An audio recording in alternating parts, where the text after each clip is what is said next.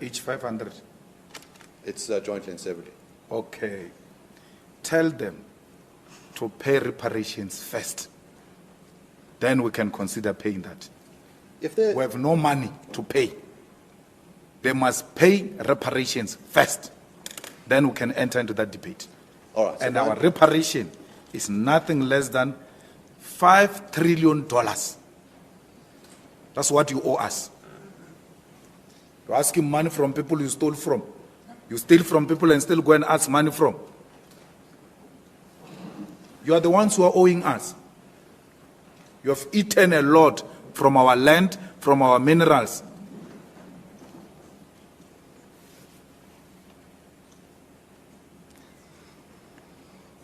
The question is a simple one, which is if this court... To those in Africa, in the Middle East, in Asia, and in South America, please hear this. We were told stories. We were raised in shadows. We were born into the same machinery that took from you. We were told that you were dangerous, that you were backward, and that you needed saving. And while bombs fell on your cities, screams in our homes told us it was justice. We didn't know. Not because the truth was absent, but because the truth was buried. Layer upon layer of propaganda, schooling, news feeds, speeches, until even compassion was trained to look the other way. We were not the architects. We were not the generals. We were not the corporations that carved your land and drained your rivers. But we, the ordinary people of the West, were made to believe it was for freedom, for safety, and for progress. But we see now, and we say this, it was never our will. It was never the will of the majority. We were lied to, manipulated, and enlisted in an empire without our consent. The same empire that looted your lands, looted our minds. And together, we are breaking the spell. You cannot discover a place that already has people living there. To the guy who said Africa was discovered by Europeans, let me teach you something. You don't discover a place where millions of people already lived, traded, built kingdoms, and developed complex systems long before Europeans touched African soil. When Vasco da Gama arrived in 1497, he didn't find wilderness. He found cities, he found the Swahili coast, Kilwa, Mombasa, Mapungubwe, civilizations trading with India and China centuries earlier. Only thing Europe discovered was its own greed. You didn't discover Africa. You invaded it. You renamed it. You redrew the borders. You enslaved and colonized. That doesn't sound like discovery. It sounds like theft. Why do we still believe this lie? Because history is taught from the perspective of the thief, not the victim. And that is why your textbooks lie. Oh yeah guys, welcome back to the channel. I hope you are all doing good. A white man is out here playing the victim card over slavery and colonization, and get this, he even said he wished to pay the reparations. So guys, we are here to talk about this. See, this is the game that always gets played. History shows us who the victims were. Our ancestors were kidnapped, the enslaved, forced to work without pay, stripped of culture, stripped of language, stripped of humanity. The victims were colonized nations whose resources, land, and futures were stolen. So this man who has decided that he can pay, and I played the first clip so that you can know, Julius Malema is talking about so much sum of money that just even one person cannot be able to pay, and this man is claiming that he can do it, and so he's now playing that victim over slavery and colonization, while ironically claiming a wish to pay the reparations. His comments have set off heated debates online, with many pointing out how this narrative tries to downplay the real pain of slavery, colonization, and the ongoing fight for justice. So guys, in this reaction video, we are exposing the hypocrisy and also breaking down why reparations trigger so much defensiveness and highlight why history cannot be rewritten by those who benefited from it. So guys, stay tuned as we continue with the breakdown. Share your thoughts in the comments. Of course, all credit belongs to the original creators of the video, and this video is meant for educational purposes, commentary purposes as well, and also those who wish to be entertained can be entertained. Let's get into this. I'll be back. They told us wars were for freedom. They told us bombs were for peace. They told us enemies rose in deserts, never in boardrooms. They told us Vietnam was about dominoes, Iraq was about weapons, and Afghanistan was about justice. They told us the banks were safe, recessions were accidents, and bailouts were for stability. They told us food was tested for our health, sugar was harmless, and the chemicals in the soil were progress. They told us nuclear was only for light bulbs. They said surveillance was only for terrorists and that privacy is outdated. They told us globalization would lift all boats. They told us work would always have dignity. They told us progress meant prosperity. They said democracy means choice. They said leaders represent us. They told us votes outweighs money. They told us climate deals would save the planet. They told us targets are being met. And they told us the system was under control. And we believed. We believed because trust was trained into us. We believed because the truth was buried beneath noise. The Egyptians are not African. I'm sorry. Do you know where Egypt is? Yes, it's in Where? North Africa. Okay, stop. You stop right there. You just said that you said the Egyptians are not Africans. Are white South Africans No, African? wait. Yes, they are African. See, okay, to be African means you come from the continent of Africa. So if you come from the continent of Africa, that's who you are. So that means you're an African. So you do know. Do you also deny science that man originated from Africa, or do you say that's false science? What are you talking about?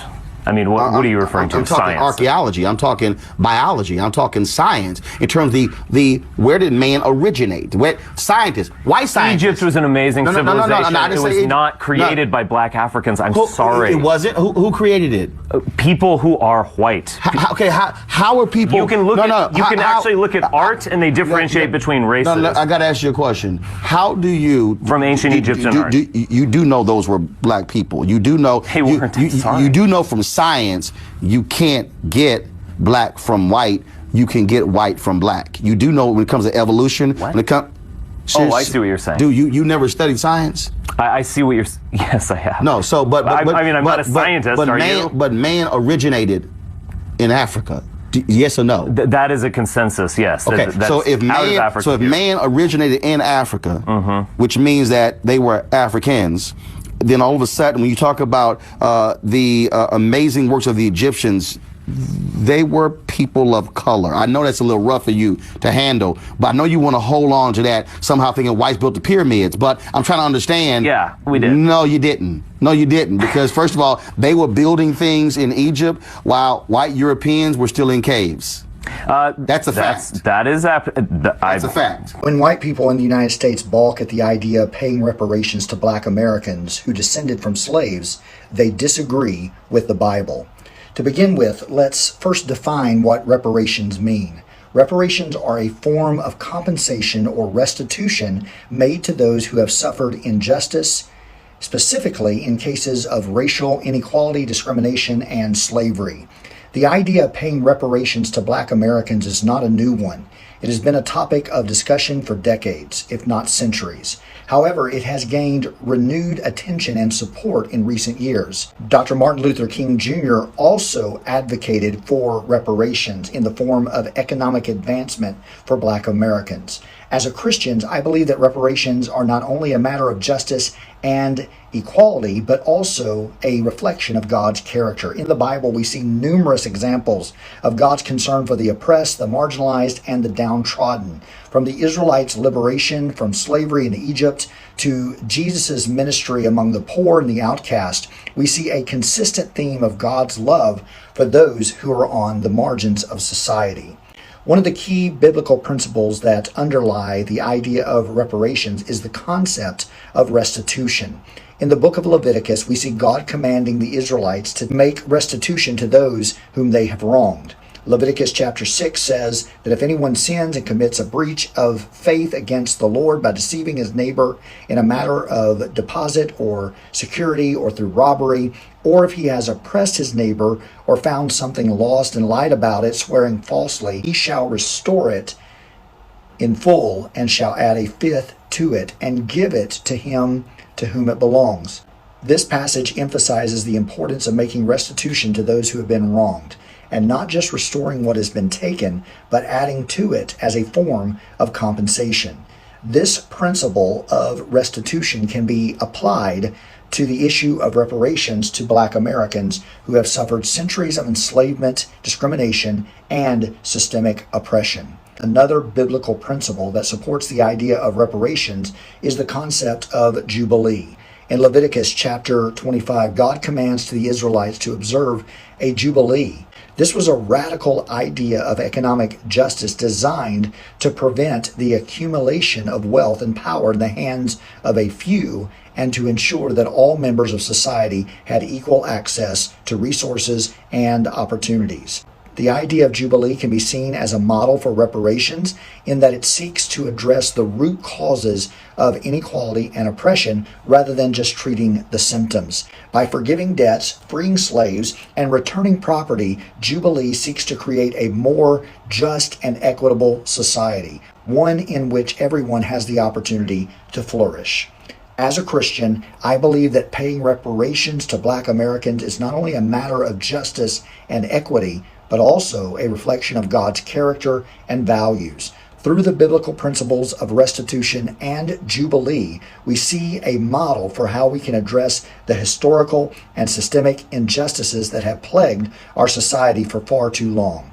While the issue of reparations is complex and contentious, I believe that as Christians, we have a responsibility to seek justice. So I know that a lot of people don't have maps, and so this is Africa. And Africa is not a country, it's a continent made up of many countries. And these white lines represent borders. Australia, don't try to sniff them, okay? And this border wraps around a country called Nigeria. And I haven't been to Africa yet, but Nigeria is my favorite country in Africa. And the reason for this is because at my last job, I worked with a couple of Nigerian guys, and they were the nicest people I have ever met in my life. And so because of those two, I believe that everyone in Nigeria is an angel. So when I saw that Nigeria released this Korean-inspired movie called My Sunshine, I was personally touched. I was so touched to see such a beautiful union between Asia and Africa. But then reading through the comments, I saw so many of the other Africans make fun of Nigeria, and it hurt. I took it personally. I was like, no, leave Nigeria alone. No wahala! Then I was subsequently called out by all the Africans, including Nigerians by their own self-admission, that Nigeria is actually the bully of Africa. And honestly, that makes me like them more. You see, my family comes from a country called China, which is this big landmass right here. And China is the bully of Asia. Because sometimes we like to do this thing where we're like, that little island over there, I think that's ours. And then the other countries will be like, wait, why is it yours? And we'll be like, well, if you look at this scripture that was written like 4,000 years ago, it says that is technically part of China. And so that's ours. So bullying is in my blood, and I resonate deeply with bullies. And so I thought we could use the rest of this video to go around the world and identify where all the other bullies are. Now, Europe is easy because the bully is obviously France, and I know the Brits are like, oh, thank God it's not us. Oh, bitch, you were fucking close. You were a very, very close second, but the French just had to be a little bit more audacious. Southeast Asia, I know very well because I am actually kind of popular in this little tiny country right here called Singapore, which like you can barely see. And I'm actually even more popular in Singapore than Australia, but it's not as noticeable because they're just not as loud. And as someone who is very popular in Singapore, I also know that Singapore is the bully of Southeast Asia, a small country with a lot to say. And oddly enough, they actually have a very similar accent to Nigerians. Coincidence? I don't know. In South America, there is pretty unanimous agreement that the bully is Argentina. And I have been told that it's because there's a lot of white people in Argentina. And say no more. Say no more. As someone who has been dating someone of European descent, I believe you. I don't even need to see the evidence. It's definitely Argentina. I think Australia is pretty self-explanatory because when you look between these two countries, the bully is obviously Melbourne! Obviously it's Melbourne because they think they're so much better than everyone else. What has New Guinea done to Yar? Huh? And last but not least, we have North America.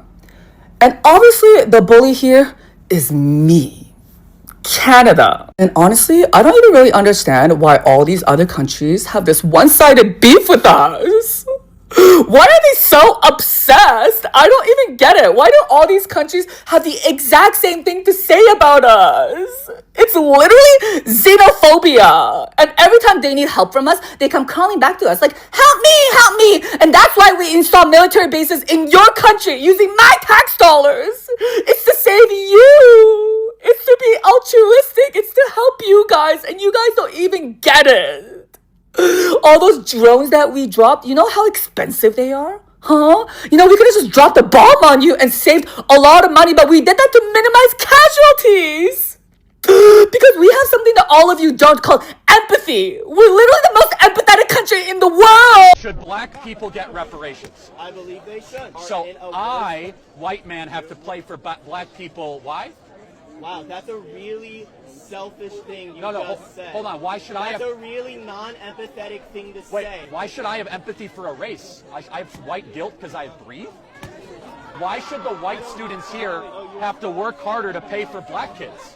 You wanted to ask What is that all about? Not every black person has lineage connected to slaves. That's and true. every white person doesn't have lineage connected to slaves. Yes, that's right. So since every black person doesn't have a lineage connected to slaves, why should we generalize and say reparations for black people? Because there are people that are in a worse place. So over 150 years, they didn't have any ability to make better decisions, to save money, and to invest. How about you take responsibility for your own actions instead of blaming the white man? Oh yeah guys, we have come to the conclusion of this video, and as we continue, we have heard everything. You know, I think I was talking about the victims were colonized nations whose resources, their futures and their lands were stolen. But instead of owning up to that, instead of facing the truth, some folks flip the script and act like they are the ones suffering. That is what is called gaslighting. That's called rewriting history to make themselves look like the oppressed. Now, he says he wishes he could pay reparations. Listen, reparations are not about wishful thinking. Reparations are about justice, about repair. Reparations are about accountability. If you truly mean it, then put your money where your mouth is. Don't just say it for attention. You don't just have to say it to look like you care, because history is not a costume you get to try on and take off whenever it suits you. Whenever reparations come up, notice how defensive people get. We have seen in the clips. But the truth is, systems last longer than individuals. Generational wealth was built off stolen labor, and the colonizers built empires by exploiting nations and their people, and that wealth didn't disappear. It's still alive today in banks, in corporations, in land ownership, in privilege. So when someone that claims victimhood in this conversation, it's not just about insulting, it's erasing the truth. And for us for the black Americans, I can say, and for the colonized nations, this is not about victimhood. It is about demanding what is owed, because reparations are not charity. Reparations are a debt. So let's not get it twisted. Nobody is falling for the victim switch up. History is clear. The pain is real and the debt is still unpaid. What do you think, guys? Is this just another distraction tactic to avoid accountability? Or do you think some people are finally starting to wake up? Drop your thoughts. Let's have this conversation going. Of course, all credit belongs to the original creators of the video, and this video is meant for educational purposes, entertainment purposes, and commentary purposes as well. Thank you so much for being with me throughout the video. Have a nice time. Peace be with you.